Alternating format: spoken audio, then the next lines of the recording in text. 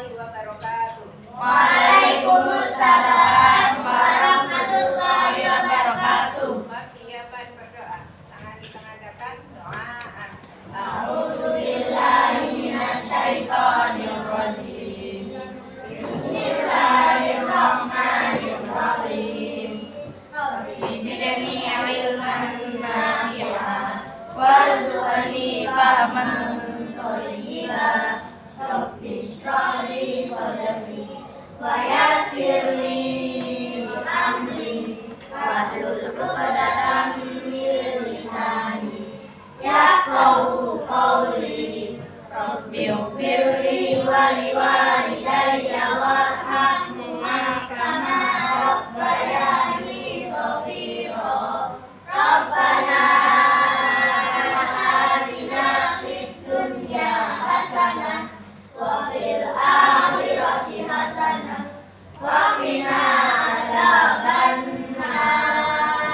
Walhamdulillahi rabbil alamin. Hari ini kita belajar tentang IPAS bab 8 tentang membangun masyarakat yang beradab.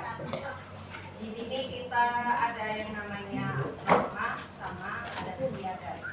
Norma itu sama halnya seperti aturan yang tertulis.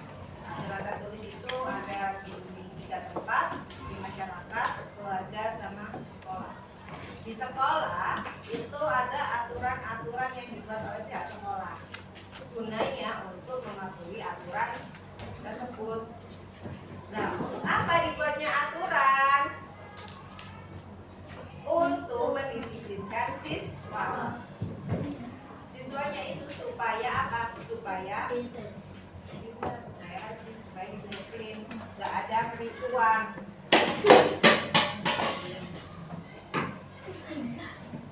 Kalau aturan di masyarakat itu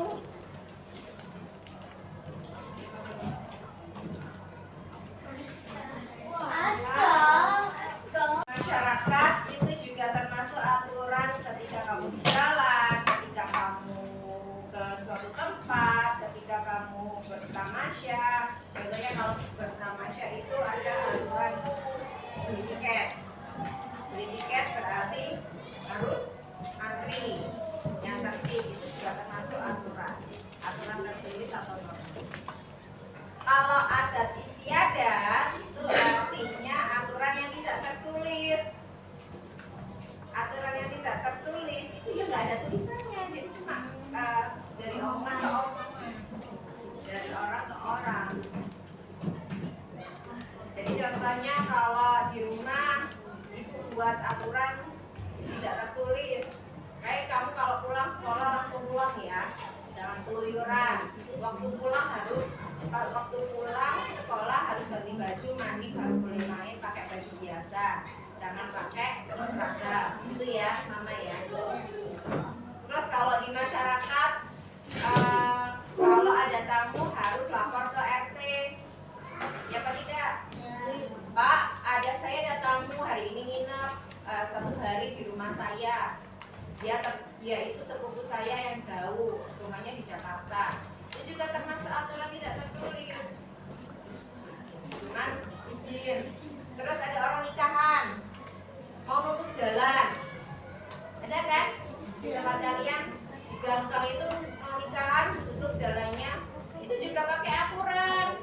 Aturannya apa? Tidak tertulis juga, dia izin ke RT, dia izin ke lurahan. Maksudnya itu keramaian kan? Dia menciptakan keramaian, ketidaknyamanan orang pengguna jalan. Ini dia izin. Itu juga termasuk. Itu termasuk adat istiadat. Terus ngadain pesta waktu nikahan itu juga termasuk adat. Kamu kalau nikah, ada nikahan gitu, pernah lihat ya? Orang nikah, terus yang cewek, pengantin perempuannya ngitarin si pengantin lelakinya, terus pakai kebaya, pakai kalau Sunda itu pakai singlet Sunda, terus pakai pakem, itu juga termasuk adat istiadat. Dari mana Bu Ella kok bisa tahu itu namanya singlet Sunda, jolo pakem, itu termasuk adat istiadat.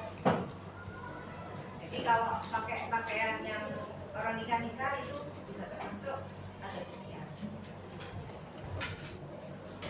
Ada yang ditanyakan?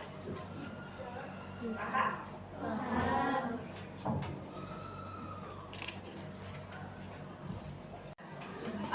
Kalau di Indonesia itu kan banyak macamnya adat istiadat. Kalau tadi sudah saya contohkan waktu nikahan, ada juga ketika waktu meninggal pun ada.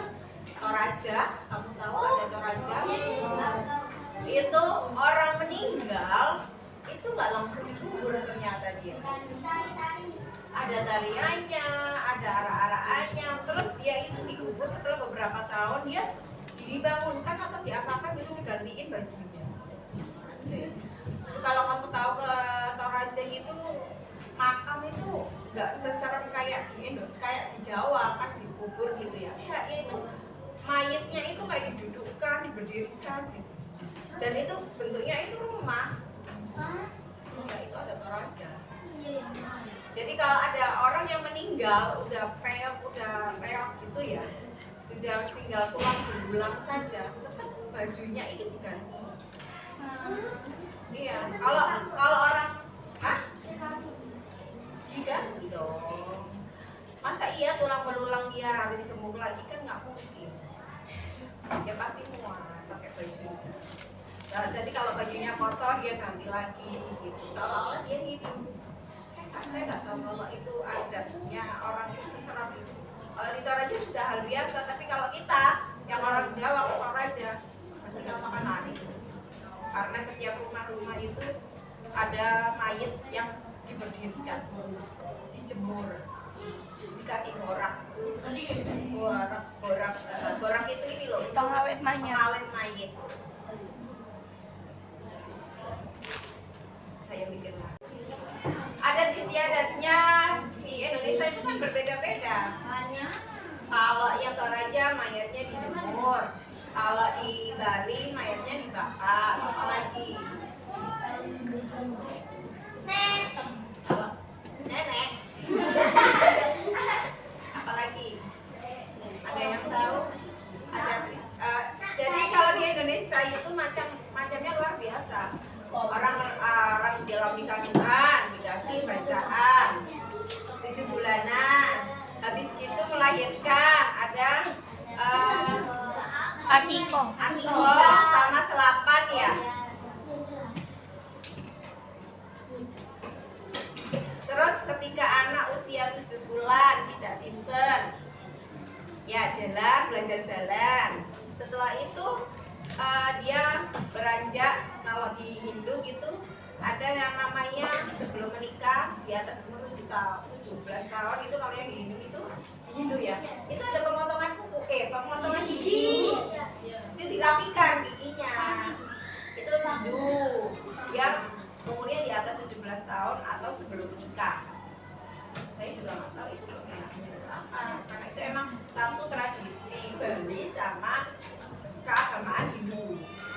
Kalau yang di Kristen itu juga termasuk juga kan, kayak ada baptisnya itu, baptis ya. Itu termasuk agama Kristen sama ada adat orang mana gitu. Kalau nggak salah Kalimantan atau Sulawesi.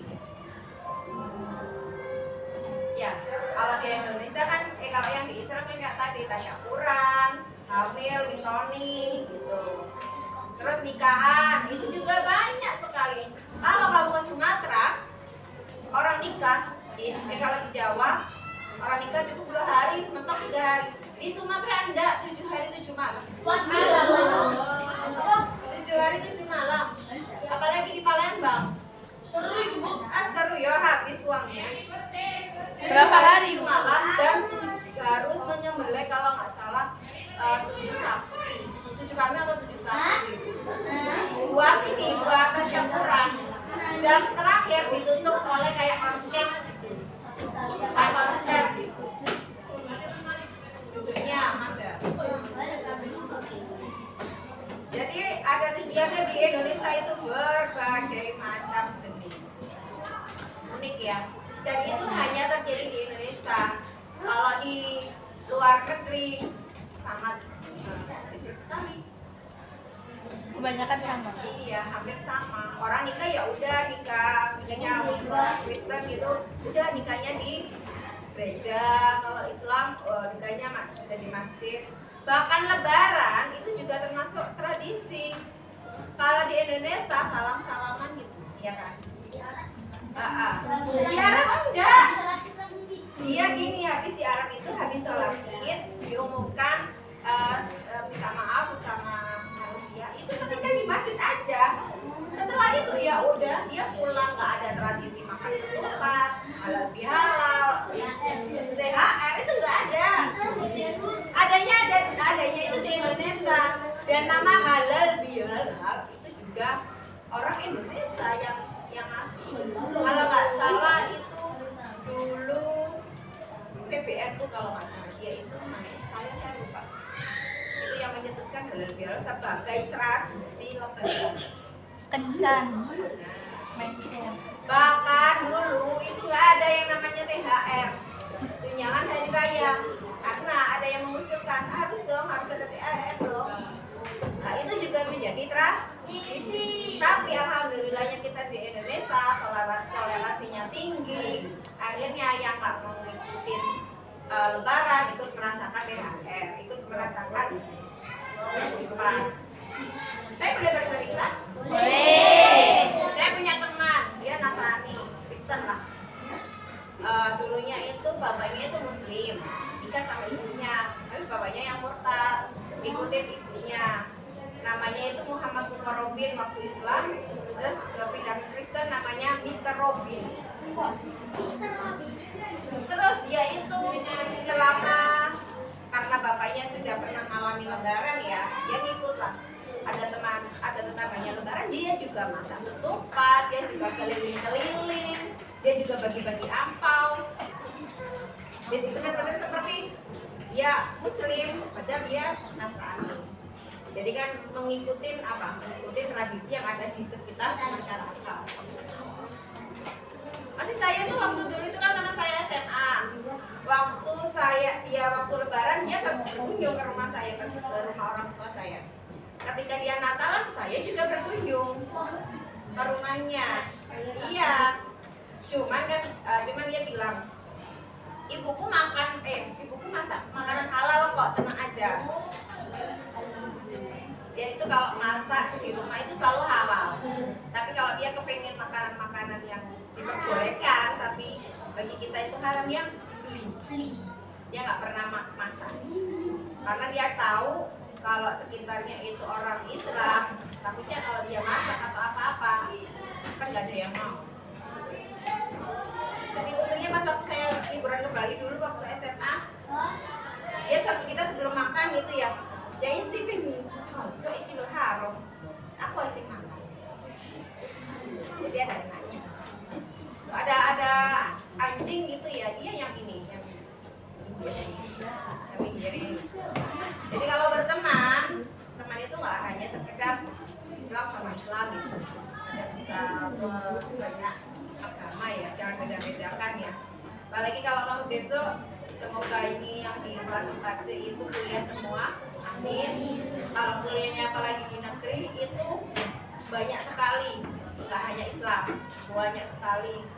Campur. Nggak cuma Campur ya Bu. Oke aja, di swasta juga campur. Apalagi yang dulu itu teman saya anak ular itu dia Hindu. Oke. Jadi kita jalan biasa. Dia kan ini, kalau di agama dia kan bebas.